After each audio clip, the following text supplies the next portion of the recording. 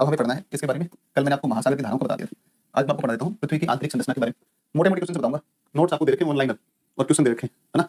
तो आपको मोटे मोटे बताता हूँ, ठीक है? तो देखो, internal structure of the earth, पृथ्वी की आंतरिक संरचना। पृथ्वी की आंतरिक संरचना देखो, मैं मोटी मोटी जानकारी बताऊंगा। पृथ्वी की आंतरिक संरचना, पृथ्वी की आंतरिक संरचना, पृथ्वी की आंतरिक संरचना, internal structure of the earth, interior of the अर्थ। देखो, पृथ्वी का जो घनत्व है, पृथ्वी का घनत्व, पृथ्वी का औसत घनत्व कितना है? तो औसत घनत्व जो है, औसत घनत्व वो है, औसत घनत्व है 5.5 ग्राम पर सेंटीमीटर क्यूब, 5 ग्राम पर सेंटीमीटर क्यूब। ये पृथ्वी का औसत घनत्व है ना? गहराई में चलने पर, गहराई में चलने पर, चलने पर प्रत्येक 32 मीटर पर तापमान 1 डिग्री सेल्सियस बढ़ता है। प्रत्येक 32 मीटर पर, प्रत्येक 32 मीटर पर तापमान, तापमान 1 डिग्री सेल्सियस बढ़ता है। 1 डिग्री सेल्सियस बढ़ता है, 1 डिग्री सेल्सियस बढ़ता है तापमान, प्रत्येक 32 मीटर पर तापमान 1 डिग्री सेल्सियस बढ़ता है। ठीक है, एक बात ये होगी, एक बात होगी, प्रत्येक 32 मीटर पर तापमान 1 डिग्री सेल्सियस बढ़ता है, ठीक है ना? आंतरिक संरचना की जानकारी का प्रमाणिक स्रोत, आंतरिक संरचना की जानकारी का सबसे प्रमाणिक स्रोत, प्रमाणिक स्रोत, प्रमाणिक स्रोत भूकंपीय तरंगे, भूकंपीय तरंगे, भूकंपीय तरंगे, seismic waves, seismic waves, seismic waves. ये तीन बिंदु को सबसे पहले आपको ध्यान रखना है। अब एक विद्वान आते हैं एडवर्ड स्पेस, वो पृथ्वी को 3 पार्ट्स में बांटते हैं, पृथ्वी को 3 पार्ट में बांटते हैं। एडवर्ड स्पेस के अनुसार, एडवर्ड स्पेस के अनुसार पृथ्वी की आंतरिक परतें, पृथ्वी की आंतरिक परतें, आंतरिक परतें, आंतरिक परतें, पृथ्वी की आंतरिक परतें, सियाल, सीमा और निफे। सियाल सबसे पहली परत है, सियाल। इसमें आपका आता है silica plus aluminium, silica aluminium, aluminium, ठीक है? एक होता है सीमा, सीमा सिलिका मैग्नीशियम, सिलिका मैग्नीशियम, निफे निकल फेरस, निफे निकल फेरस, निकल और फेरस, निकल और फेरस। ये स्पेस कहते हैं। ये 3 परतें हैं और इन 3 परतों में जो सबसे बाहरी परत सियाल है, दूसरा सीमा है और तीसरा निफे, ठीक है? अगली बात करते हैं, नेक्स्ट अगला क्या है? सियाल सीमा पर तैरता है, ये कहते हैं स्पेस, कहते हैं, कहते हैं कि सियाल सीमा पर, इन्वर्टर क्या बोल रहे हैं? इन्वर्टर आवाज। तो ये आपका हो गया, ठीक है ना? ये सियाल सीमा पर तैरता है, ठीक है?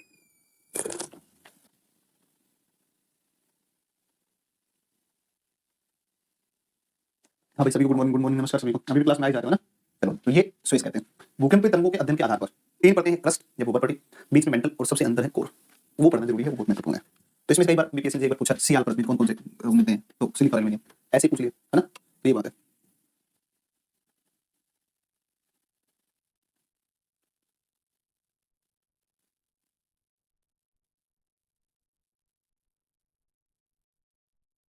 नहीं, लाइट की यहाँ बहुत समस्या थी गाँव में, बार बार लाइट कटती थी, क्लास डिस्टर्ब होती थी। मैंने ऊपर 5 किलोवाट वो लगवा दिया, सोलर पैनल, 2.5 लाख रुपए लगा मेरा, लेकिन इतना बढ़िया समाधान हो गया, 1 नंबर का।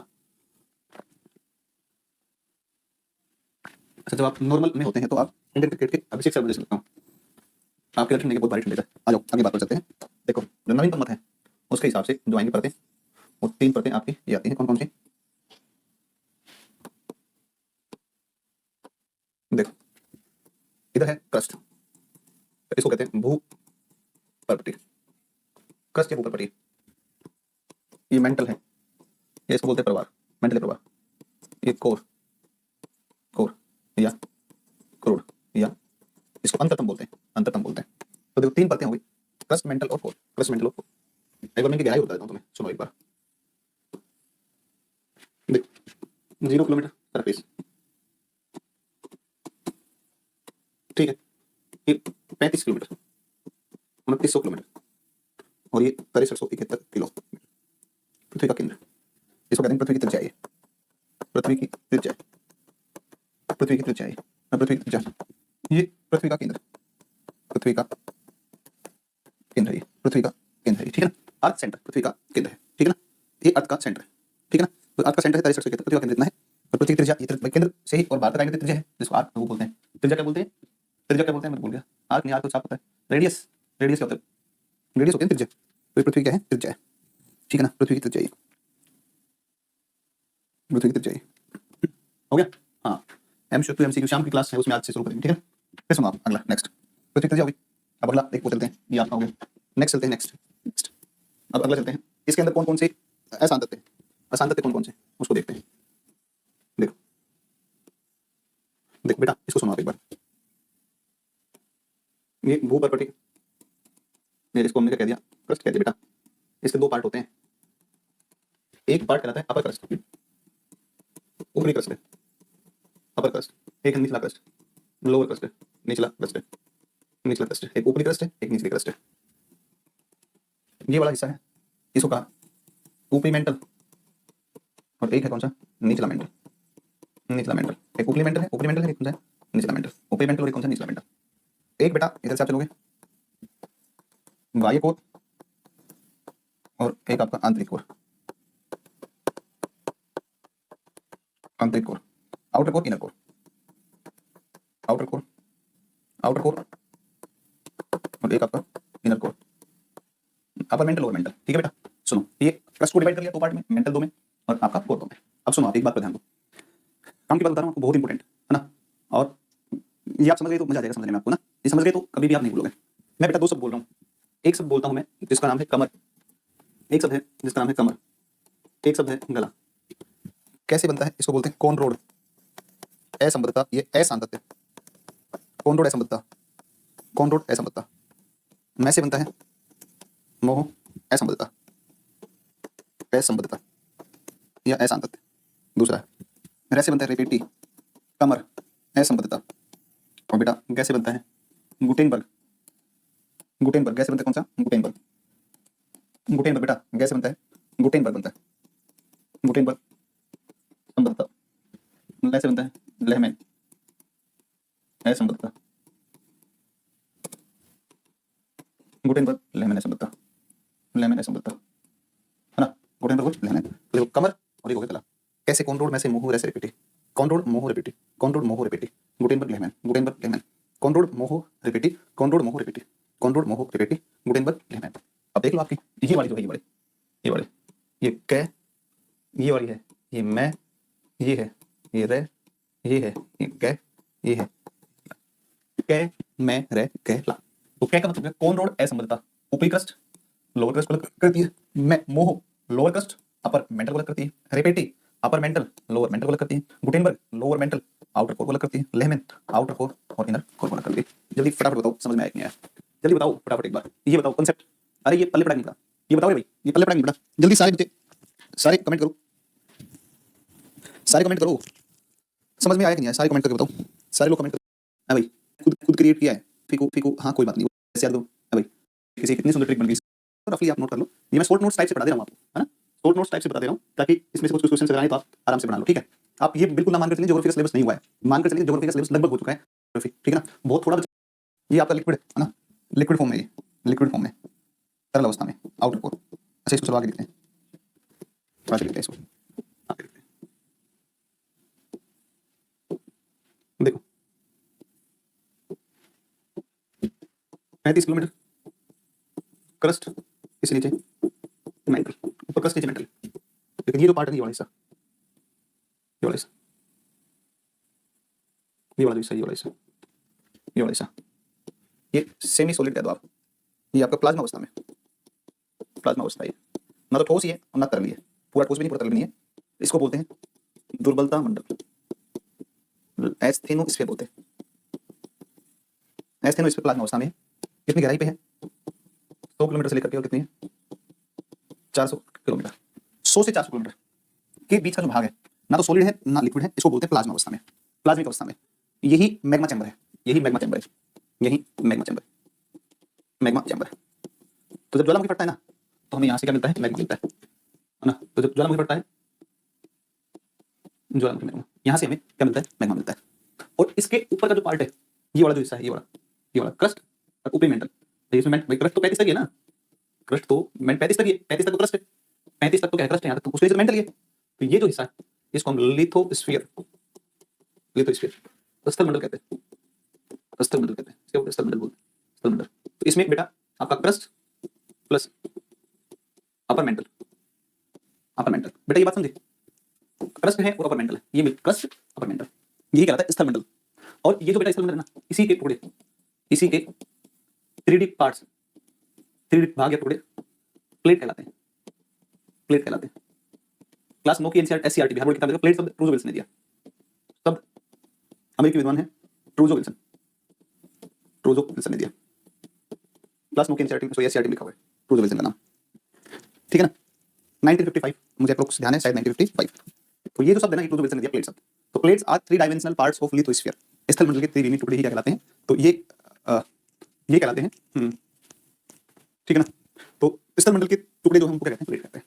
प्लेट आमने सामने टकराती है, अभिसारी गति, विपरीत जाती है अपसारी गति, समांतर खिसकती हैं तो उनको बोलते हैं रूपांतरण गति, ठीक है। 3 प्रकार की गतियां होती हैं। धरती पर 6-7 जो बड़ी प्लेटें हैं, उनमें उत्तर अमेरिकन, दक्षिण अमेरिकन, भारतीय प्लेट, यूरेशियाई प्लेट है कि नहीं, ऑस्ट्रेलियन प्लेट, अंटार्कटिक प्लेट, प्रशांत प्लेट। तो ये आपके यहाँ पर आ गए। ये आपका 5150 2900 से लेकर के 5150 किलोमीटर आउटर कोर है।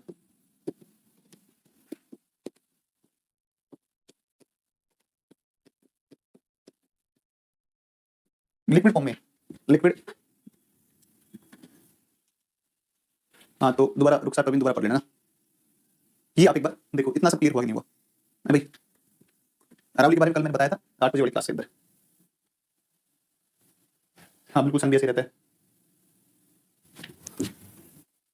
सारा क्वेश्चन ज्योग्राफी से आएगा क्या, मतलब क्या करें, बाकी विषय नहीं चल रहे क्या, history, polity, science, economics, maths, Hindi, reasoning नहीं चल रहा है क्या, सब कुछ अकेला विषय चल रहा है अगला। बच्चा ये आप बताओ, यहाँ तक का सारा मामला क्लियर है कि नहीं। तो ये कुल मिला के तुम्हारी बातें हैं।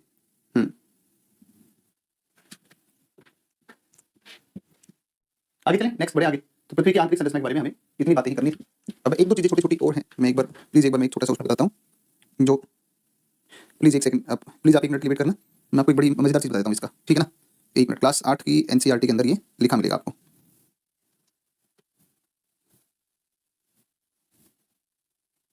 आठ नहीं 7 में मिलेगा यार, 7-6 यार दिमाग में नहीं आ रहा किस चैप्टर में था।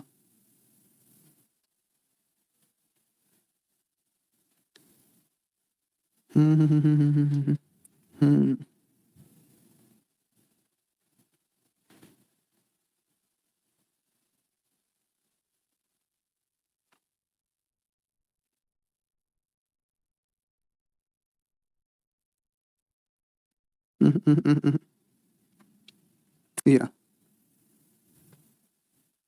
चलो मैं एक बार मैं अंधकार कर दूं, अंधेरा कर दूं क्लास में, फिर मैं कुछ यूँ संभालता हूँ तुझे जैसे जेवर संभालता है कोई। हट बकवास कर रहे हो, फालतू की बातें सब। क्या मतलब इन सब बातों का, एग्जाम है सिर के ऊपर डकैती करने बैठ गया। 8वीं तक की एनसीईआरटी जरूर देख लेना, मैं पहले तुम्हें एक बात सुझाव दे रहा हूँ, कम से कम 8वीं तक की एनसीईआरटी को जरूर देख लेना, ठीक है ना। 8वीं तक की एनसीईआरटी को जरूर देख लेना, कैसे 8, और मैं उसी से चीज़ों को लिंक करके आपको बता दे रहा हूँ। 8वीं तक का जो महत्वपूर्ण बिंदु है वो तमाम, ठीक है। इसमें देखो आप, यहाँ पर आपका ये जो है, इसमें एनसीईआरटी में क्या दिया हुआ है, तो देखो ये क्लास 7 की एनसीईआरटी में लिखा हुआ है। अब मैंने बता दिया है वैसे सब कुछ, इसमें जो दे रखा है वो मैंने बता दिया है तुम्हें, ठीक है ना। ये सब मैंने बता दिया तुम्हें, ठीक है। और देखो ये वाला देखो एक बार, विश्व की सबसे गहरी खान दक्षिण अफ्रीका में स्थित है, जिसकी गहराई 4 किलोमीटर है। तेल की खोज में इंजीनियर 6 किलोमीटर गहराई तक खोज चुके हैं। पृथ्वी देखो, दक्षिण अफ्रीका में विटवाटरसलैंड की ग्रैंड की खान है, जो सोने की खान थी, वो मैंने बता दिया। और पृथ्वी के केंद्र तक पहुंचने के लिए जो बिल्कुल असंभव है, आपको समुद्र तल से 6000 किलोमीटर 6000 किलोमीटर गहराई तक खोदना पड़ेगा। अभी 63 कितना बताया, तो ये 7 में इतना देखा है। इसमें देखोगे आप, सबसे पतली परत होती है, देखो पृथ्वी की सतह की सबसे ऊपरी परत को परपटी कहते हैं। यह सबसे पतली परत होती है, महाद्वीपीय सतह में 35 किलोमीटर और समुद्री सतह में केवल 5 किलोमीटर तक ही पाई जाती है। देखो ये कह रहा है किसकी, क्रस्ट की कह रहा है, वो परपटी। तो जहां महाद्वीप है वहां पर तो इसकी गहराई बहुत ज्यादा है। महाद्वीपीय भाग में तो वो परपटी की मोटाई कितनी है, तो क्रस्ट की जो मोटाई ना वो कितनी है, वो 35 किलोमीटर। ये तो 35 किलोमीटर। महाद्वीपों के अंदर जहां महासागर है वहां पर केवल कितनी मिलती है, 5 किलोमीटर मिलती है, ठीक है ना। महाद्वीपीय सतह मुख्य रूप से सिलिका और एल्यूमिनियम से, देखो मैंने बताया सियाल सीमा है ना, ऐसे बताया सियाल सीमा, सिलिका एल्यूमिनियम से बनी है, इसलिए सियाल है ना। और कहा जाता है महासागर की परपटी मुख्य सिलिका मैग्नीशियम। ये देखो ऊपर ये तो है सिलिका, ये सीमा है ना, तो महासागरीय परपटी जो है इसमें तो सीमा, और जो महाद्वीपीय परपटी है ये सियाल, इसलिए इसे सीमा कहा जाता है। परपटी के ठीक नीचे मेंटल होता है, जो 2900 किलोमीटर की गहराई तक फैला होता है। इसकी सबसे आंतरिक परत क्रोड होती है, मैंने बताया 2900 किलोमीटर तक होता है मेंटल 2900, और सबसे आंतरिक परत है इसको क्या बोलते हैं, क्रोड बोलते हैं। सब मैंने आपको बता दिया पूरा। आगे देखो बेटा, इसमें पृथ्वी के आयतन का केवल 1% हिस्सा ही परपटी है। तो देखो भूपरपटी, ये पृथ्वी के कुल आयतन का, पृथ्वी के कुल आयतन का 1%, कुल आयतन का 1%, कुल आयतन का 1% का 1%, 84% मेंटल पृथ्वी के कुल आयतन का 84%। और क्रोड है जो है, क्रोड, कोर या क्रोड, बीच में आपको कोर, क्रोड या अंतरतम, ये पृथ्वी के कुल आयतन का कितना परसेंट है? 15% है। और एनसीईआरटी में पृथ्वी की त्रिज्या 63 किलोमीटर है। ये मैंने एनसीईआरटी के बेस पर चीजें बता दी है। क्वेश्चन बनेगा इसमें से बन जाएगा, ठीक है ना। इसमें से इस स्लाइड के ऊपर से क्वेश्चन आ जाएगा। और बीपीएससी ने पूछा है सियाल परत में कौन कौन से खनिज होते हैं, तो सियाल, सिलिका और एल्यूमिनियम, एलुमिना जिसको बोलते हैं, ठीक है ना। तो यहाँ से प्रश्न आया भी पहले भी। ये भी प्रश्न जो है बिहार पुलिस में ड्राइवर में था, किसी एग्जाम में मैंने बच्चे ने किसी ने मेरे से पूछा, मतलब मैं पढ़ाया था क्लास में, तो मुझे बच्चे ने ये वाला क्वेश्चन तो इस एग्जाम में आया था। तो बिहार के किसी एग्जाम में 7वीं क्लास की तो स्लाइड्स हैं, आते हैं इनसे क्वेश्चन, ठीक है ना, आते हैं क्वेश्चन इनसे, है कि नहीं। तो ये थोड़ा सा ध्यान रखना। विश्व की सबसे गहरी खान, विट वाटर स्टैंड की खान दक्षिण अफ्रीका, है ना। तो ये है ना।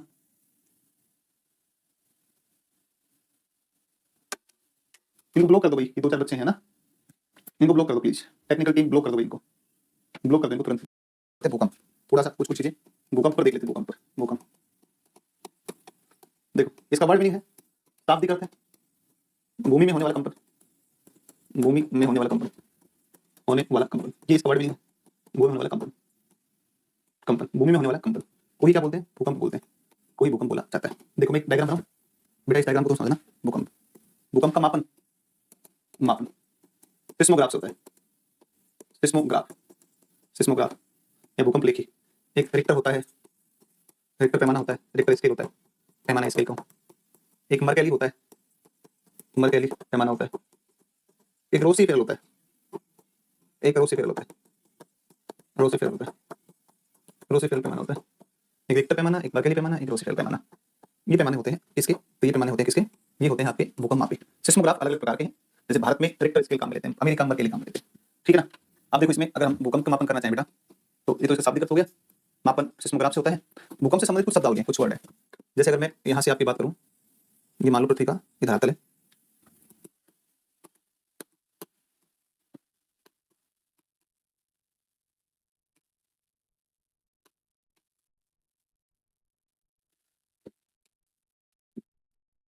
ठीक है। यहाँ से मान लो भूकंप की उत्पत्ति हुई, यहाँ से भूकंप की तरंग यहाँ से निकली, भूकंप की तरंग यहाँ से निकली, है ना।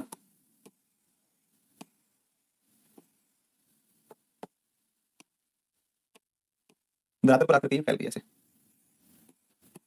ऐसे। जहाँ से ये उत्पन्न हुई, जहाँ से उत्पन्न हुई, यहाँ से यहाँ पर पहुंची सबसे पहले।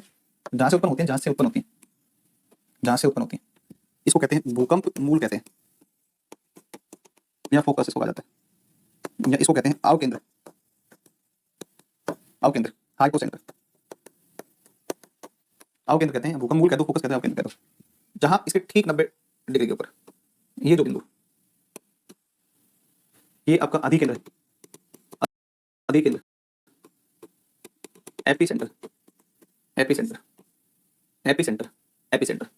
देखो भूकंप मूल बेटा वह बिंदु है पृथ्वी के अंदर, पृथ्वी के अंदर वह भाग है जहां से सर्वप्रथम भूकंप उत्पन्न होता है, उत्पन्न होता है, सर्वप्रथम भूकंप उत्पन्न होता है। अधि केंद्र, धरातल पर वह बिंदु है, धरातल पर वह बिंदु है जहां पर सर्वप्रथम भूकंप की तरंगें पहुंचती है, भूकंप की तरंगें पहुंचती है, भूकंप की तरंगें पहुंचती है। धरातल पर वह बिंदु जहां सर्वप्रथम भूकंप की तरंगें पहुंचती है, जहां सबसे पहले भूकंप की तरंगें पहुंचेंगी, वह बिंदु आपका कौन सा होता है? वह होता है अधि केंद्र। ये जो कि ठीक, जो कि भूकंप मूल के ठीक 90 डिग्री पर स्थित होता है, स्थित होता है, 90 डिग्री पर स्थित होता है ना, 90 डिग्री पर स्थित होता है। इसको बोलते हैं भूकंप मूल बोलते हैं, ये भूकंप मूल बोलते हैं, ठीक है ना। तो ये स्थिति होती है आपके भूकंप को लेकर के। 3 प्रकार की तरंगें पी, एस और एल उत्पन्न होती हैं। पी आंतरिक भाग में चलने वाली तरंगें हैं, जो समस्त प्रकार के माध्यम से होकर गुजरती हैं। एस केवल ठोस माध्यम से गुजरती है। एल तरंगें धरातल के समांतर गति करती हैं, and L waves originate by the interaction of P and S wave with the surface. तो इसके बारे में बाकी पढ़ेंगे कल की क्लास में। Thank you. कल तुम्हें भूकंप हो गया, ज्वालामुखी हो गया, एक दो टॉपिक, अंतिम टॉपिक एक वायुमंडल, कुछ हवाओं के बारे में थोड़ा, और एक हमारा सौरमंडल। ये वर्ल्ड ज्योग्राफी का अंतिम है। 2 क्लास वर्ल्ड ज्योग्राफी होगी, 1 क्लास होगी इंडियन ज्योग्राफी, जिसमें पूरा कंप्लीट हो जाएगा। थैंक यू भाई।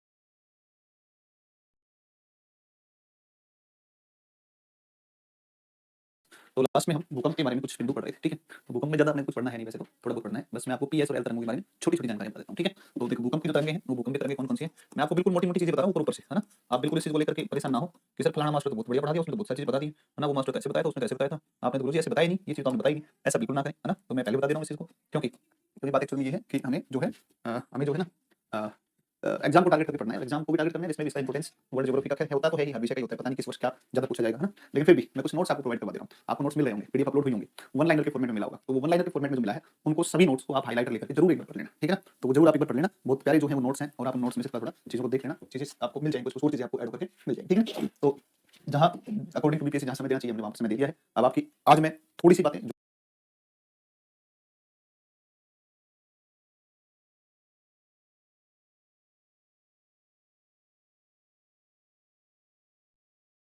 ज्वालामुखी के बारे में बताऊंगा। ज्वालामुखी बताने के बाद में कल की क्लास में मैं केवल एक topic, last topic world geography पढ़ाऊंगा आपको, और वो मैं पढ़ाऊंगा कल आपको वायुमंडल और पानी। कल हमारी अंतिम क्लास है विश्व भूगोल की, तो मैंने काफी सारे पॉइंट पर डिस्कस कर लिया। कल के बाद में वर्ल्ड ज्योग्राफी की क्लास आपकी नहीं होगी। अब केवल फिर हम एक संडे को क्लास कल लेने के बाद में खाली संडे को हम एक क्लास लेंगे, जिसमें इंडियन ज्योग्राफी का जो रिमेनिंग टॉपिक्स हैं वो मैं आपको सीधा सीधा करवा दूंगा बस, ठीक है ना। सो आप ये चीज जान लीजिए कि क्या क्या हमारा बचा हुआ है, ठीक है ना। हाँ, तो आज क्लास ले रहे हैं, फिर इसके बाद एक कल एटमॉस्फेयर और प्रॉब्लम का, एक अंतिम क्लास में तुम्हारी सीधी डायरेक्ट एक ही होगी, वो होगी संडे को, और वो होगी तुम्हारी वर्ल्ड ज्योग्राफी, उसके इंडियन ज्योग्राफी रिमेनिंग पोर्शन, तो इस संडे हम कंप्लीट कर लेंगे, ठीक है। फिर यूट्यूब सेशन से स्टार्ट करेंगे 1 घंटा इसी समय पर, और यूट्यूब सेशन के अंदर फिर हम एडीओ के क्वेश्चन प्रैक्टिस करवाएंगे, ठीक है। तो उसको भी थोड़ा मोटी-मोटी 1-2 क्विज लगा करके देख लेना। बिहार स्पेशल तो आप बताते बिहार ज्योग्राफी पढ़ा दिया है सर ने, जसवंत सर ने पढ़ा दिया, बताया बिहार ज्योग्राफी, तो अगर सर करवा गए हैं तो फिर क्यों दोबारा पढ़ रहे हो, है कि नहीं? नहीं पढ़ाया है बिल्कुल भी तो आप मुझे बता दो, तो फिर जो है देख लिया जाएगा, ठीक है ना। तब तो दूसरी बात नहीं, करवा दिया तो फिर क्यों, कोई नहीं, कुछ यूट्यूब सेशंस के माध्यम से भी हम कर सकते हैं, ठीक है ना। ठीक है, चलिए चलिए ठीक है, अब शुरू करें आगे। तो एक होती है आपकी बॉडी वेव्स, जिसको बोलते हैं काइक तरंगे होती हैं, काइक तरंगे होती हैं, तरंगे, और इसमें आपकी 2 तरंगे आती हैं, एक तो पी तरंग, जिसको पी वेव कहते हैं, या प्राथमिक या प्राइमरी तरंगे। भूकंप के दौरान उत्पन्न होने वाली सबसे पहली तरंगे कौन सी हैं? ये प्राथमिक तरंगे, सबसे तेज गति वाली होती है ना। और एक होती है एस तरंग, ठीक है ना, या द्वितीयक तरंग होती है, द्वितीयक तरंग होती है, द्वितीयक तरंगे होती है, ठीक है ना, द्वितीयक तरंगे, ओके। प्राइमरी है, एक सेकेंडरी। एक आपकी होती है धरातली तरंगे, ये तो बॉडी वेव्स है ना, बॉडी वेव्स है, आंतरिक तरंगे, है ना, बॉडी वेव्स है। और एक आपकी सरफेस वेव होती है, जिनको अपन बोलते हैं, नहीं हुआ है पूरा, चलो कोई बात नहीं, है ना। और एक आपका आता है कौन सी, धरातली तरंग, सरफेस वेव्स आती है, धरातली तरंगे आती है, ठीक है ना, धरातली तरंगे, धरातली तरंगे, ठीक है, सरफेस वेव्स होती है ना, सरफेस वेव्स होती है, सरफेस वेव्स होती है। और इसमें आप देखोगे तो इसमें एक ही तरंग आती है, और लव वेव या एल तरंग आती है, लव वेव आती है, ठीक है ना, लव वेव या एल तरंग आती होती है। इस प्रकार से आपकी ये तरंगे आपकी है ना, ये आपकी तरंगे, ठीक है ना। हाँ, तो ये आपकी तरंगे आ जाएंगी, ठीक है ना। आज भाई पढ़ाए हैं जसवंत सर ज्योग्राफी का, कोई नहीं, ठीक है, उसको देख लेंगे, मैं क्लास देख लूंगा उनकी, सर की, और सर की जो क्लास में जहाँ से आगे बचा हुआ है वहाँ से आगे मुझे भी थोड़ा सा नोट्स तैयार करना पड़ेगा ना, मुझे भी पढ़ना पड़ेगा, है ना। अब पढ़ा हुआ है, मुझे आता है अलग बात है, लेकिन अपडेट तो उसको करना पड़ेगा ना। हाँ, तो एक 3 प्रकार की तरंगे आपकी होती हैं। सबसे कम जो है जो गति होती है वो एल की होती है, धरातल के समांतर गति करती है, ठीक है ना। तो ये है ना, तो ये आपकी आ जाएगी, ठीक है ना, तो ये आपकी आ जाएगी, ओके,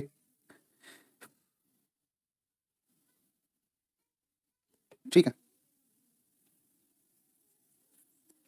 ठीक है। तो ये आपकी, अब ये देखो, ये ध्वनि तरंगे के समान होती है, ध्वनि तरंग के समान, ठीक है ना। संपीड़न तरंगे, संपीड़न, संपीड़न ना, देखो कैसे है, जैसे इसमें क्या होगा, इसमें कि एक कोई कण है, इसने पुश किया दूसरे को, दूसरे ने पुश किया तीसरे को, तीसरे ने पुश किया चौथे को, चौथे ने पुश किया पांचवे को, ऐसे संपीड़न, कंप्रेसिव वेव, संपीड़ित तरंगे। ये प्रकाश तरंग की भांति व्यवहार करती है, प्रकाश तरंग, प्रकाश तरंग, ठीक है, अनुदैर्ध्य तरंग होती है इस तरीके से आपकी, ऐसे ऐसे, ठीक है ना, ऐसे प्रकाश तरंग की भांति व्यवहार करती है, ठीक है ना, प्रकाश तरंग की भांति व्यवहार करती है आपकी एस, ठीक है ना, तो प्रकाश तरंग की भांति व्यवहार करती है एस तरंग, ठीक है ना। तो पी जो है वो अनुदैर्ध्य है, और ये आपकी अनुप्रस्थ, ऐसे है ना, तो ये अनुप्रस्थ है, तो ये अनुप्रस्थ तरंग होती है, हाँ, ठीक है, अनुप्रस्थ होती है।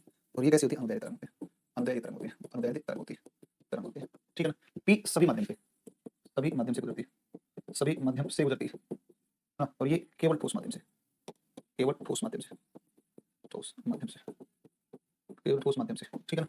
केवल केवल कौन से माध्यम से, ठोस, केवल ठोस माध्यम से, ठीक है ना, केवल ठोस माध्यम से, ओके, ये केवल ठोस माध्यम से। अब सुनो आप, सर्वाधिक स्पीड, सर्वाधिक गति, सर्वाधिक गति, ये है ना 8 से 10 किलोमीटर प्रति सेकंड है।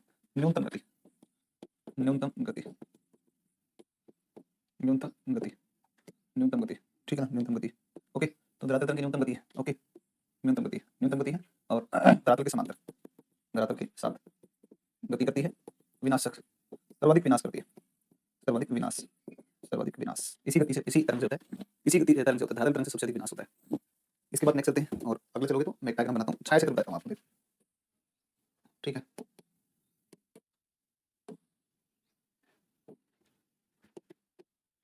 ये आपका पी है, और ये सॉरी आउटर, और ये आपका हो गया कौन सा, है ना, ये आपका हो गया, देखो यहाँ पर आपकी ये कोई भूकंप उत्पन्न हो यहाँ से।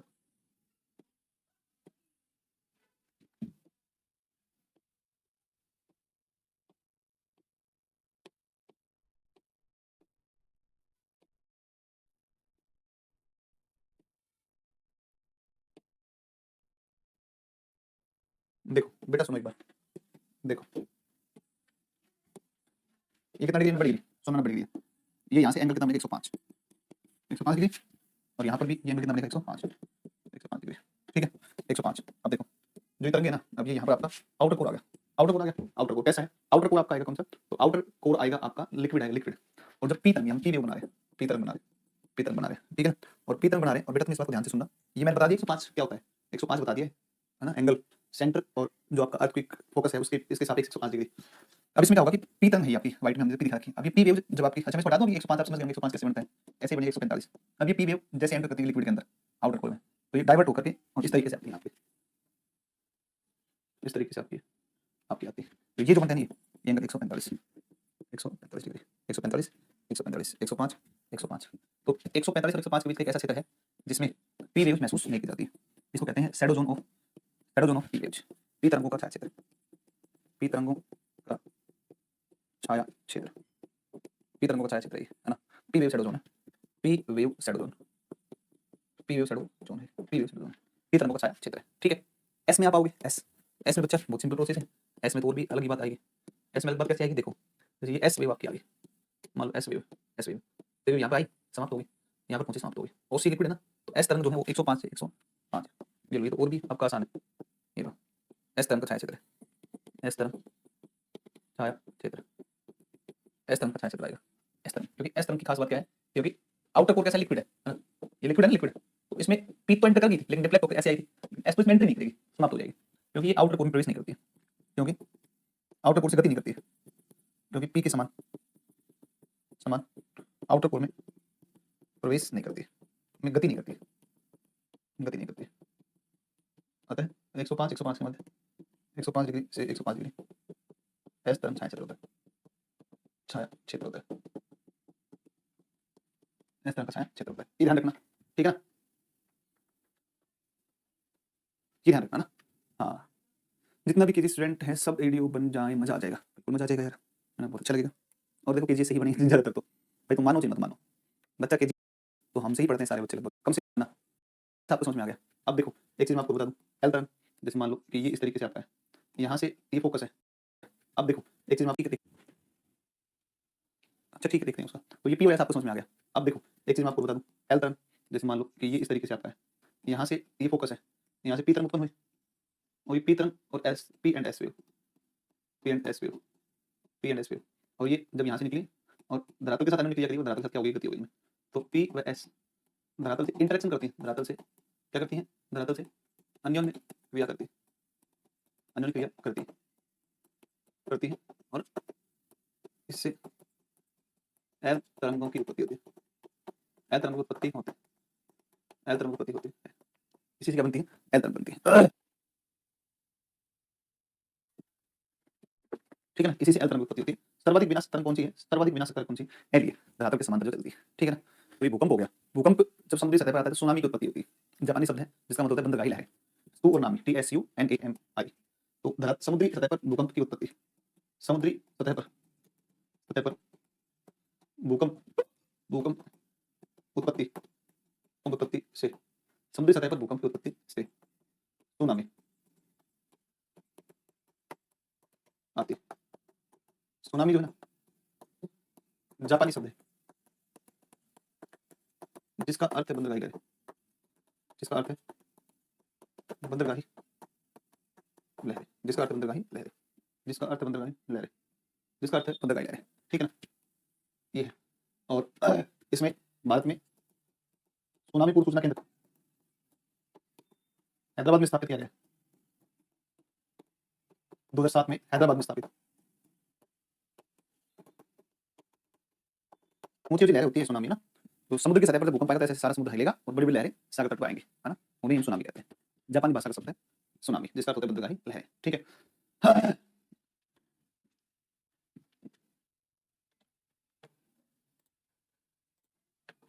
बेटा बातें नहीं प्लीज, है ना।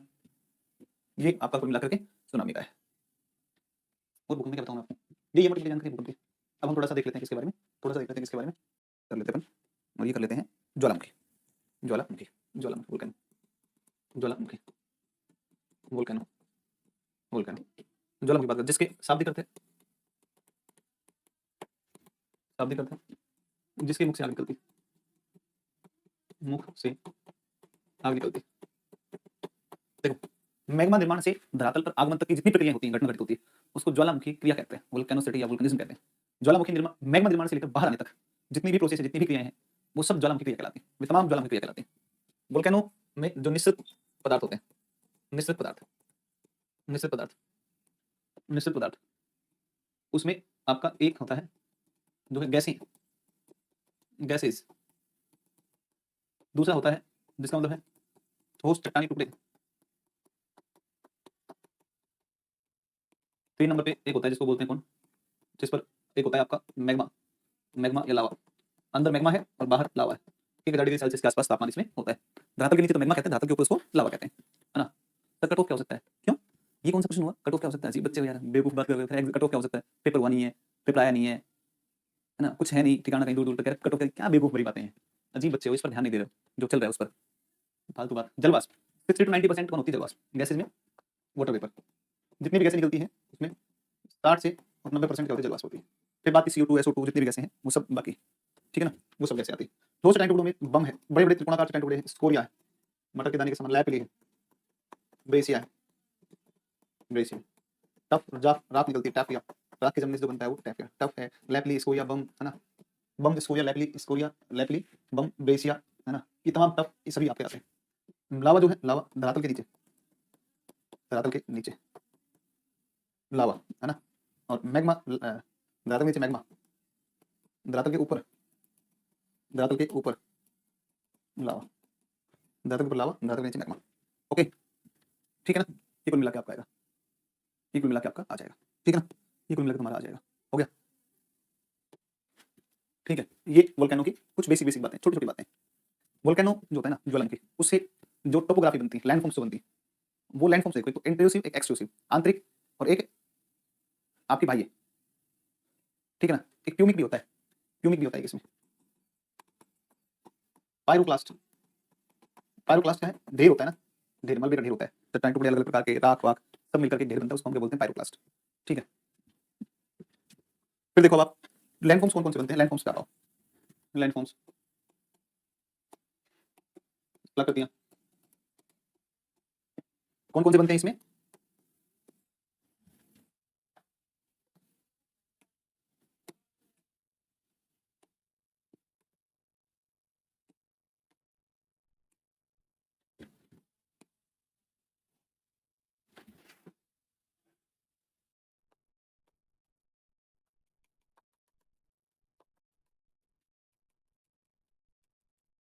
ठीक है ना। ये आपका होता है पेट का बड़ा रूप, इसका बड़ा रूप काल्डेरा, पेट का बड़ा रूप है वो क्या कहलाता है, काल्डेरा कहलाता है। क्रेटर का ही बड़ा रूप क्या कहलाता है, काल्डेरा, क्रेटर का ही बड़ा रूप काल्डेरा कहलाता है, ठीक है। क्रेटर का बड़ा रूप क्या कहलाता है, काल्डेरा, काल्डेरा जिसका मतलब होता है कड़ाहा, ठीक है।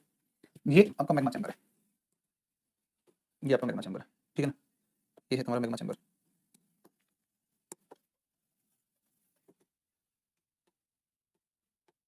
मैग्मा चैम्बर, ये मैग्मा चैम्बर है, ठीक है।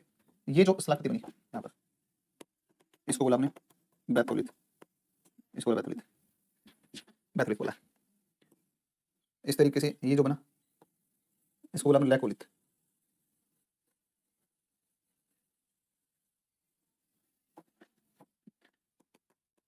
लैकोलिथ।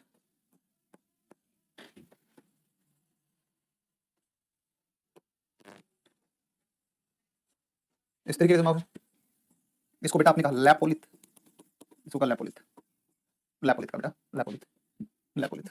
बेटा इसमें तुम्हारा इस तरीके से जब हो जाए ना अपना अभिनति के रूप में, तो इसको अपन कहते हैं कौन सा, इसको फैकोलिथ कहते हैं, फैकोलिथ, अपनति अभिनति के रूप में। ये ऐसे कैसा प्रश्न आ सकता है, अपनति मैग्मा का धरातल के अंदर अपनति अभिनति के रूप में जमाव कहलाता है, फैकोलिथ, अपनति एंटीक्लाइन सिंक्लाइन अभिनति के रूप में, अपनति अभिनति के रूप में, ठीक है ना,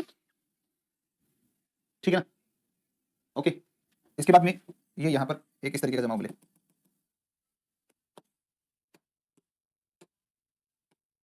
इसको बोलते हैं सिल, सिल से कुछ पतला जमा हो जाए, ठीक।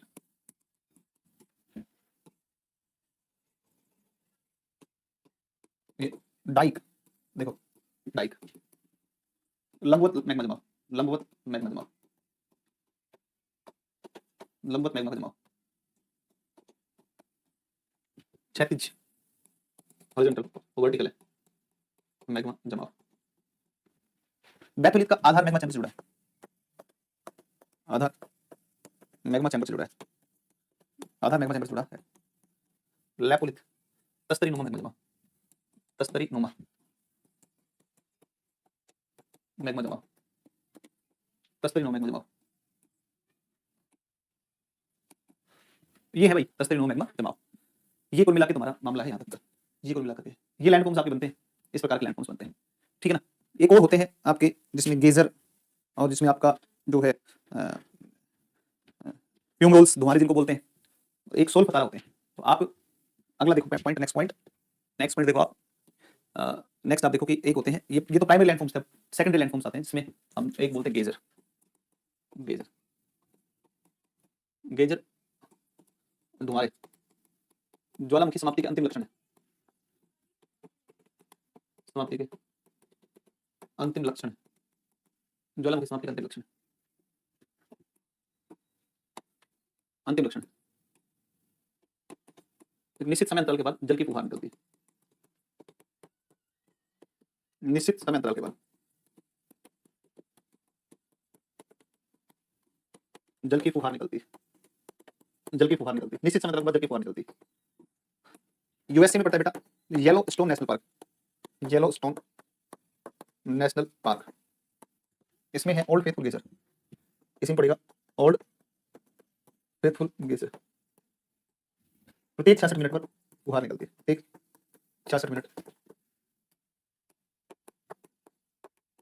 के अंतराल पर जल की फुहार निकलती है,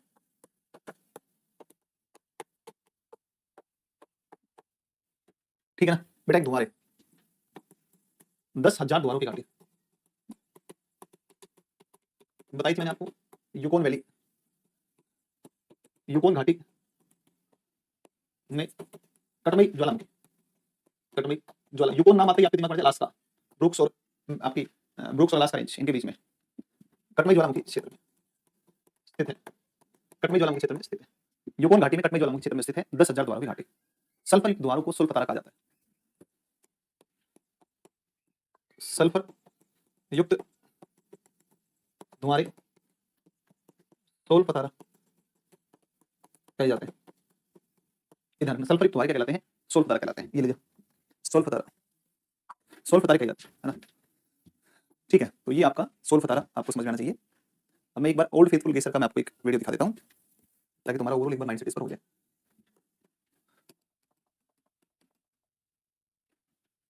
कैलिफोर्निया में पड़ता है।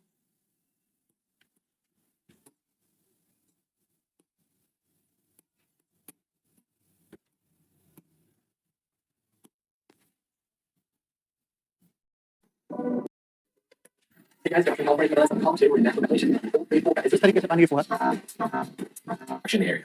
Who is excited about go? And we know. Change based on pursuit. The good thing is that earthquakes, volcanic, find exhibits on the area's history and the history of the geyser. An area with cold much. अरे दिखाना old faithful geyser, This goes me. Hanging out with the goat. As you can see, there's a whole bunch of people. It's actually a pretty fun spot to wait. So, pretty long way because there's a lot to do here. After about an hour of waiting, the geyser finally started its show. ये नहीं It takes about a minute or so to get going, but once it does, it seems to shoot about 40 to 50 feet in the air. What's cool about the experience is that it's actually pretty long. I'd say we get to sit there for 10 to 15 minutes to just watch the कितना geyser. मिलता है, That much time makes it nice, and you can walk around and get different angles and just soak it all in. Someone trying to steal the phone right here. You trying to steal the spotlight? What do you want to do?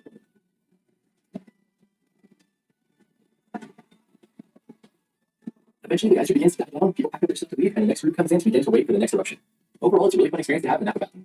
Thanks so much for going on the California Adventure with us. Yeah, thank you so much. See you later. Want to do? That's it for this. पढ़ लो ऐसी photo खिंचवाया करो पढ़ लो तभी आप भी ऐसे घूमने जाओगे, नहीं तो बेटा ये मान लो देख लो पढ़ा लिखा होगा, है ना, वैसा ही हो गया होगा, कितने सुंदर होगा, आगे तो बच्चे हो गए हैं, नहीं तो तुम देख लो तुम्हारा क्या होगा हैं। चलो ठीक है, कल आपको पढ़ा देंगे वायुमंडल, ठीक है।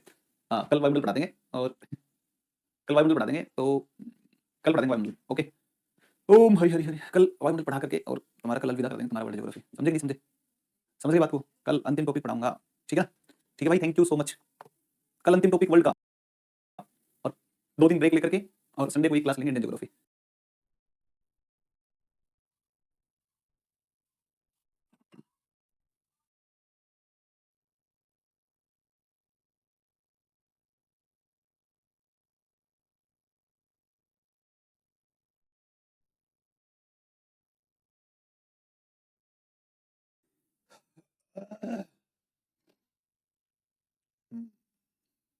तो बिल्कुल जो है आवाज़ कम है क्या? आवाज़ नहीं नहीं नहीं, ठीक है ठीक है, आवाज़ सब सही है, आवाज़ में कोई दिक्कत नहीं है।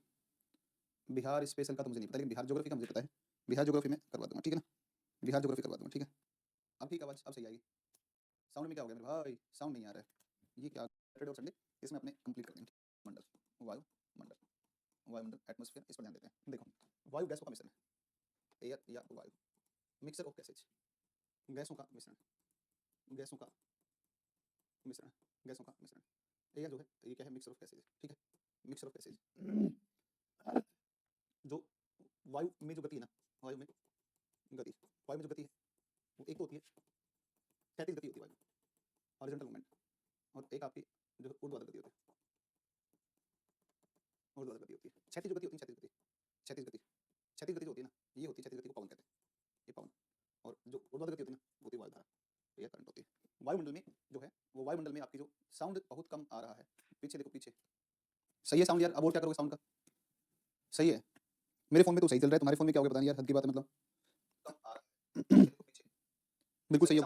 तो देखो इसमें, ठीक है, माइक मतलब ये मान लो ये सरफेस है, ये सरफेस है, धरातल है, धरातल है, सरफेस है।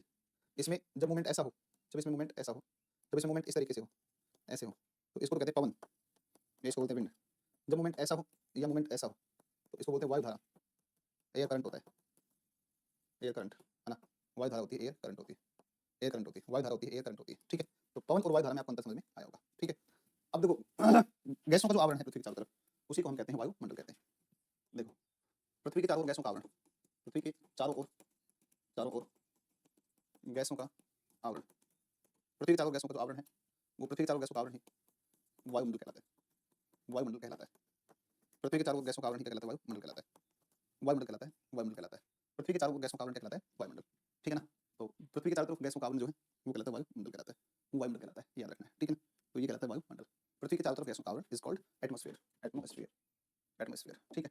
पृथ्वी के चारों गैसों का आवरण क्या कहलाएगा? एटमॉस्फेयर कहलाएगा। वायुमंडल की जो परतें हैं उनको आप जब डिवाइड करोगे, तो यहाँ से आप चलोगे तो सबसे पहले एक आपका आता है धरातल, 0 किलोमीटर, 13 किलोमीटर, 50 किलोमीटर, 80 किलोमीटर, 400, कुछ स्रोत में ये आपको 640 किलोमीटर, और इसके ऊपर 10,000 किलोमीटर तक। ये जो पहला है इसको हम कहते हैं क्षोभ मंडल। अरे भाई देखो, मैं बहुत सारी बातें आपको बता सकता हूँ ना, देखो मेरे पास बताने के लिए कोई कमी नहीं, मेरे पास खूब कंटेंट है ना। तो बहुत सारा कंटेंट है। ज्योग्राफी वैकल्पिक विषय बिहार में 66वीं 67वीं, 2 मैंने इसमें मैंने पढ़ाया, 3 जो 68वीं तक भी मैंने पढ़ाया, 66 67 68, ठीक है ना।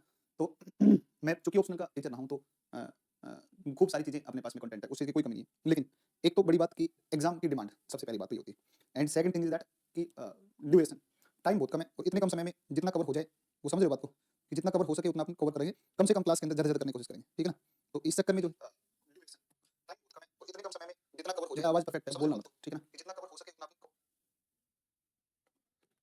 इसलिए जो है ना, अपन थोड़ा सा चीज़ों को हल्का स्किप करके चले, स्किप नहीं कर रहे, काम काम की बात बता रहे हैं। तो एक आपका ट्रोपोस्फियर है, ट्रोपोस्फियर।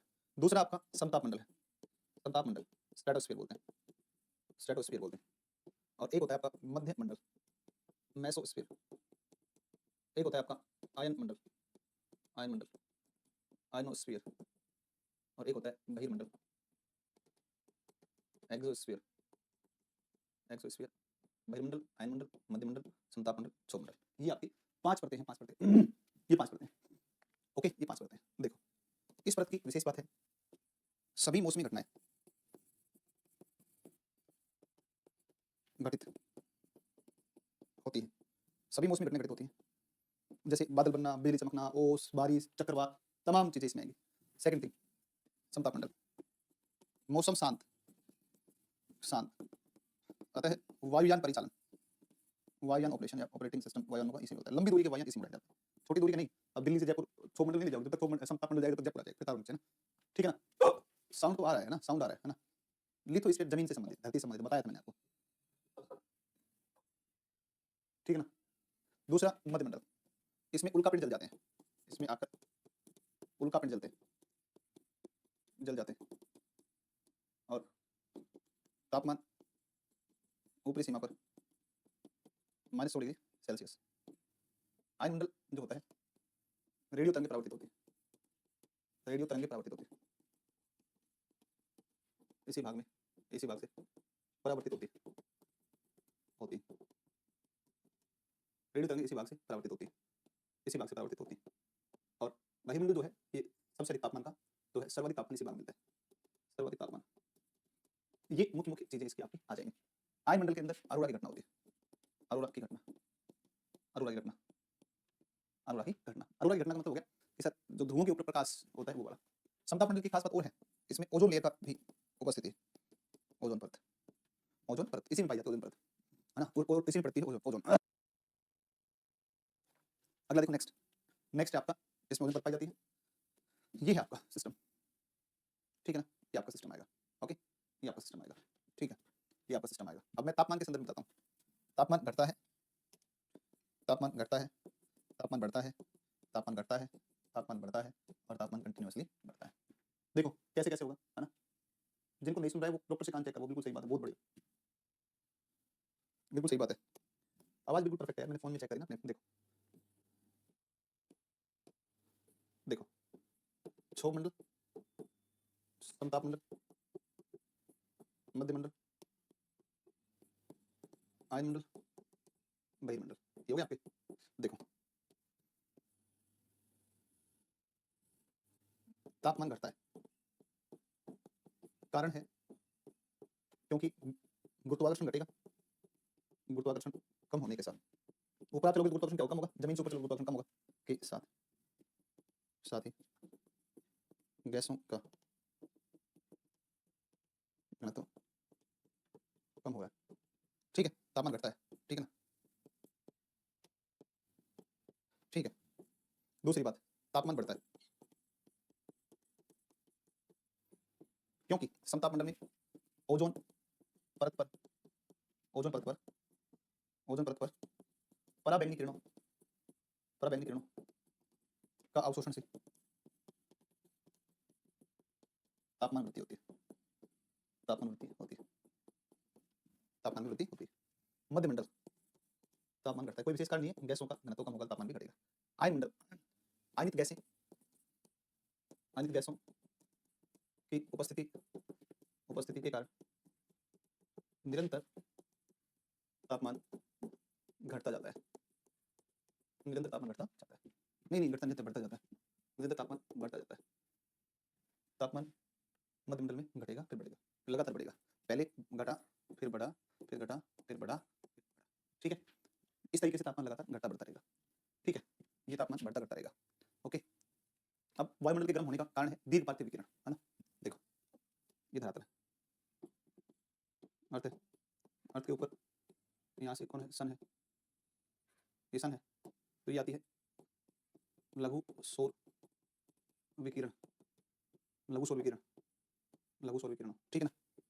और लघु सौर विकिरण जो आती है ना, ये धरती छोड़ती है दीर्घ पार्थिव विकिरण, बेटा सुनो, दीर्घ पार्थिव विकिरण पृथ्वी पर आई, पृथ्वी द्वारा अवशोषित, इसे पृथ्वी अवशोषित करती है, कर लेती है, और दीर्घ पार्थिव विकिरण इसे पृथ्वी द्वारा छोड़ा जाता है, पृथ्वी द्वारा निष्कासित किया जाता है, निष्कासित किया जाता है, जिसे वायुमंडल द्वारा अवशोषित कर लिया जाता है, अवशोषित किया जाता है, अवशोषित किया जाता है, और वायुमंडल गर्म हो जाता है, वायुमंडल गर्म हो जाता है, इससे वायुमंडल गर्म हो जाता है।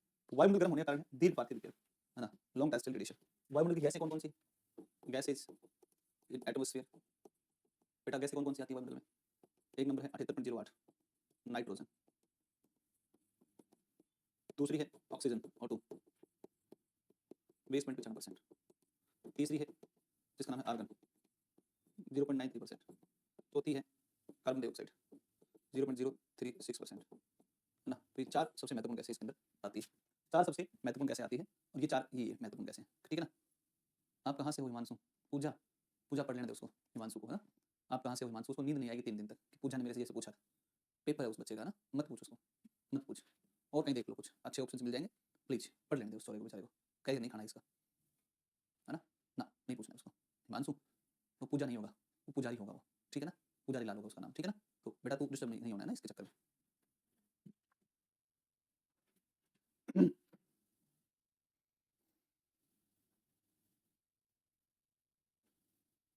सबसे ठंडा मध्य मंडल होता है, -100 डिग्री सेल्सियस टेम्परेचर।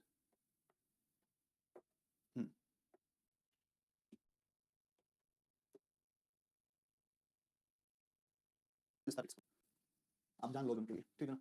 ओजोन मिलता कहाँ पर है? समताप मंडल में मिलता है। ओजोन कहाँ मिलता है? समताप मंडल में मिलता है, ठीक है।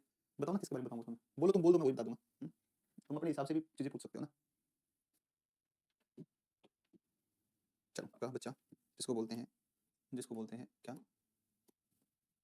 जिसको बोलते हैं क्या, है ना, जिसको बोलते हैं, जिसको बोलते हैं क्या, ओजोन, है ना। उत्तरी ओजोन, ओजोन। देखो जीवन रक्षक छतरी कहा जाता है, जीवन रक्षक छतरी कहा जाता है, छतरी कहा जाता है, जीवन रक्षक छतरी कहा जाता है। एक बात, अब उपस्थिति, अच्छा इसकी मोटाई जो है, मोटाई का जो मापन है, मोटाई का मापन डोबसन मीटर, डोबसन मीटर मोटाई का मापन जीवन रक्षक छतरी कहते हैं, डोबसन मीटर में इसकी मोटाई मापते हैं। ओजोन परत संरक्षण दिवस, ओजोन परत संरक्षण दिवस, बेटा ओजोन परत संरक्षण दिवस 16 सितंबर, 16 सितंबर, 16 सितंबर। ओजोन परत संरक्षण दिवस कब? 16 सितंबर। देखो 16 सितंबर, सितंबर 1987 इस दिन क्या हुआ था? मॉन्ट्रियल प्रोटोकॉल, मॉन्ट्रियल कहाँ पर? कनाडा में। प्रोटोकॉल सीएफसी को, सीएफसी को पूर्णतः प्रतिबंधित कर दिया गया था, पूर्णतः प्रतिबंधित कर दिया गया था, पूर्णतः प्रतिबंधित कर दिया गया था। टीएफसी को पूर्णतः प्रतिबंधित कर दिया गया था, कब ये कर दिया गया था? टीएफसी को पूर्णतः प्रतिबंधित कर दिया गया था 16 सितंबर 1987 को, ठीक है ना। तो 1987 को इसके लिए सर्वाधिक घातक गैस, सर्वाधिक घातक गैस कौन सी होती है? घातक गैस क्लोरीन। सीएफसी क्या है? क्लोरोफ्लोरोकार्बन ना, क्लोरीन है उसमें भी, ठीक है। तो ये जीवन रक्षक छतरी होती है, मोटाई का मापन होता है डोबसन मीटर। ओजोन परत संरक्षण दिवस मनाया जाता है 16 सितंबर को। सर्वाधिक घातक गैस होती है क्लोरीन। अंटार्कटिका में छिद्र की जानकारी 1985 में पता चली, अंटार्कटिका से, वहां से पता चला अंटार्कटिका से ओजोन परत में क्या हो रहा है? छिद्र हो रहा है। तो ये जानकारी अंटार्कटिका से पता चली थी पहली बार, ठीक है ना। तो और ये आपका बेटा हो जाएगा ना, ये आपकी बात हो जाएगी यहाँ तक, ठीक है ना। यहाँ तक की बातें आपकी हो जाती है, ओके। यहाँ तक हो गया, O3 का मामला यहाँ तक हो गया, है ना। ये हो गया यहाँ तक, यहाँ तक हो गया, यहाँ तक हो गया। चलो कोई समस्या थोड़ी है इसमें, यहाँ तक तो कर लोगे आराम से, है भाई, है भाई, यहाँ तक तो हो गया। तो ठीक है, मोटी मोटी सी जानकारी मैंने आपको बता दी है, मोटा मोटा समझ बता दिया आपको ना। अब अपन आ जाते हैं किसके ऊपर? हाँ, अरोरा की घटना। उत्तरी ध्रुव पर अरोरा बोरियलिस, दक्षिणी ध्रुव पर अरोरा ऑस्ट्रेलिस कहते हैं, ठीक है ना। फाइटर जेट देखो समताप मंडल में ही सभी उड़ते हैं, आइडली, है ना। आइडली आदर्श रूप में समताप मंडल में ही उड़ते हैं, ठीक है ना। वैसे तो फिर नीचे आपके मध्य मंडल में नहीं, सॉरी, अच्छा हाँ, मध्य मंडल में मिलते हैं नॉक्टिल्यूसेंट क्लाउड, नॉक्टिल्यूसेंट क्लाउड बादल, निशादीप्त बादल, निशादीप्त बादल। ये आपके कहाँ पाए जाते हैं? यही पेपर में आएगा, ये मान लो। अरे भाई ये पेपर में आएगा, ऐसे करने अपन, ये लो पेपर में आएगा, है भाई, पेपर में आएगा। मजाक नहीं हो जाएगा, आ गया सच में ही, हैं? बताओ। यही पेपर में आएगा, ठीक है ना। तो रात्रि के समय भी दिखाई देते हैं निशादित, रात को चमकते दिखते हैं, 50 किलोमीटर ऊंचाई पर मिलते हैं, निशादित बादल होते हैं। अलग अलग वैज्ञानिकों के अलग अलग मत हैं। ये कहते हैं कि पोल्यूटेंट है, ये प्रदूषण है। इंडस्ट्रियल रिवॉल्यूशन के समय कुछ प्रदूषक तत्व इतने ऊपर चले गए कि वो नीचे नहीं आ पाए, बादल के रूप में दिखते हैं। कुछ कहते हैं प्रीकैम्ब्रियन काल के बादल हैं, कुछ कहते हैं कि सर एस्टेरॉयड आए, उनमें जो पानी था वो मध्यमंडल में वहीं पर रुक गया और वो पानी जो है बादल बन गए ना, है भाई। तो ओजोन परत की मोटाई कितनी होती है सर, प्लीज बता दीजिए। देखो ओजोन परत की मोटाई 220 डोपसन मीटर अगर होगी तो ठीक है, 220 से कम होती है उसको छिद्र मान लिया जाता है ना। तो वैसा है ना। 19 से 35 किलोमीटर के बीच आदर्श रूप में पाई जाती है, ठीक है। और क्षोभमंडल की सबसे अधिक मोटाई विश्व रेखा पर मिलेगी, विश्व रेखा पर, है ना। हाँ, जनगणना, खनिज और कृषि 3 टॉपिक हैं। जनगणना तो आधा हो गया, ठीक है ना। और जनगणना आधा हो गया और उसका क्या कहते हैं, जनगणना आधा हो गया। इसके अलावा आपका कृषि और ये करवा देंगे, कोई बात नहीं है। देखो मैं आपको बताऊँ, देखो मैं आपको दिखाता हूँ, एकदम जबरदस्त नोट्स है भाई, मस्त मस्त नोट्स है बिल्कुल। ये तुम्हारे सारे कल्चर कल्चर सब, ये सब, ये सब क्रांति, है ना, ये है ना। पढ़ने का मन कर जाएगा तुम्हारा। और ये 8 किलोमीटर है और यहाँ पर कितना है? 18 किलोमीटर। ट्रोपोस्फियर है ये,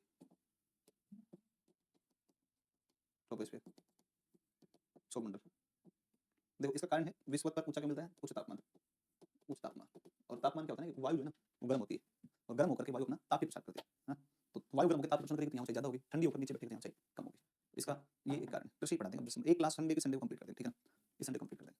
सर साउंड में बहुत दिक्कत हो रही है, कुछ सुनाई दे रहा है, बेटा कभी नहीं सुनेगा क्योंकि मैंने साउंड बंद कर रखी है यहाँ से।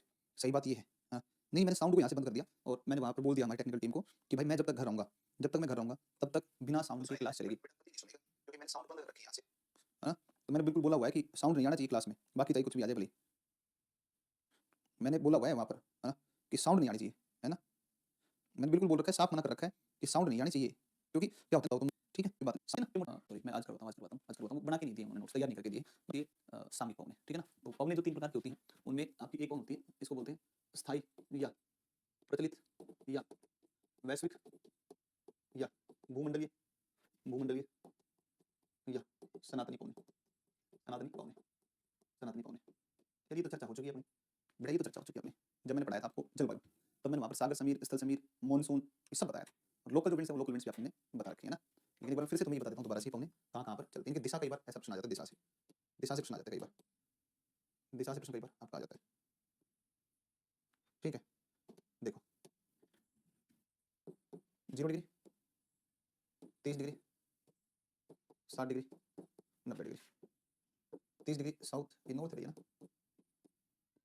ये 60 डिग्री साउथ। आप आराम से पेपर दे लो, सिलेक्शन ले लो, फिर कभी फुर्सत से आप ज्योग्राफी को जरूर पढ़ना एक बार मेरे क्लास में ना। किसी कोई फाउंडेशन बैच आएगा उसमें आप जरूर पढ़ना। ज्योग्राफी को मतलब बहुत जानदार विषय है यार, जिंदा सब्जेक्ट है, मरा हुआ विषय नहीं है, जिंदा सब्जेक्ट है, तगड़ा सब्जेक्ट है यार ये। देखो ये पवन चलती है तुम्हारी, ये चलती है ऐसे। ITZ में बताई होगी, ये बताई होगी, ये पछुआ पवन है, नहीं व्यापारिक, व्यापारिक पवन है, ट्रेड विंड है, ट्रेड विंड से।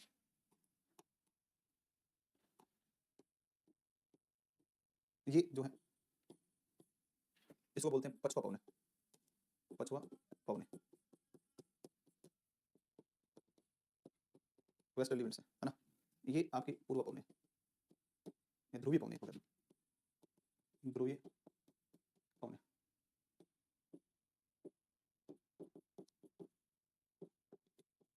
पोलर विंड्स है, पोलर विंड्स है, पोलर विंड्स है, वेस्टर्ली विंड है, ट्रेड विंड है, ध्रुवीय, पछुआ और व्यापारिक, ये आपकी पवन हो जाती है। मेरी बात समझिए, समझिए ये पवन है, ठीक है? ये जो नाम है इस बेल्ट का, ये वायुदा पेटी है, इसको बोलते हैं विषुवतीय निम्न वायुदा पेटी, विषुवतीय निम्न वायुदा पेटी, इसको बोलते हैं उपोष्ण कटिबंधीय उच्च वायुदा पेटी। ये है उपध्रुवीय निम्न वायुदा पेटी, निम्न वायुदा पेटी। ये है ध्रुवीय उच्च वायुदा पेटी, ठीक है बेटा?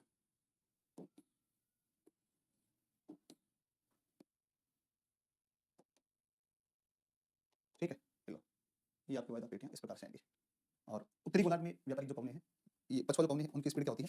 उत्तरी गोलार्ध में ये पछुआ पवनें महाद्वीपीय भागों में चलती है, इसलिए थोड़ी मध्यम पड़ जाती है और इनको हम कुछ अलग अलग नाम से जानते हैं। जैसे 40 डिग्री पर चीख का साठा, 50 पर प्रचंड पचासा और 60 डिग्री पर जो है आपका चीख थी साठा 60 पर, है ना, प्रचंड पचासा, ये इनके नामकरण होते हैं, ठीक है ना? अरे यार क्योंकि दक्षिणी गोलार्ध में जलीय भाग अधिक है, सागर अधिक है, इसलिए पवनों की स्पीड ज़्यादा होती है ना? तो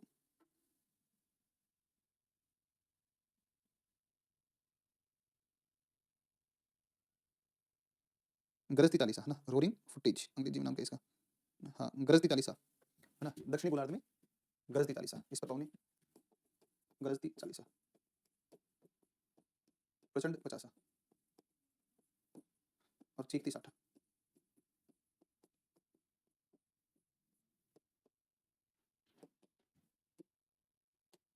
ठीक है, बाकी पढ़ाएंगे कल। और कल एक चैप्टर आपको, कल तो कल क्लास नहीं होगी, सैटरडे को होगी और एक संडे क्लास होगी, ठीक है ना? सैटरडे और संडे आपको पढ़ा देंगे, कंप्लीट करवा देंगे, ठीक है? सैटरडे संडे को और हो जाएगा कंप्लीट सिलेबस, ठीक है? थैंक यू भाई।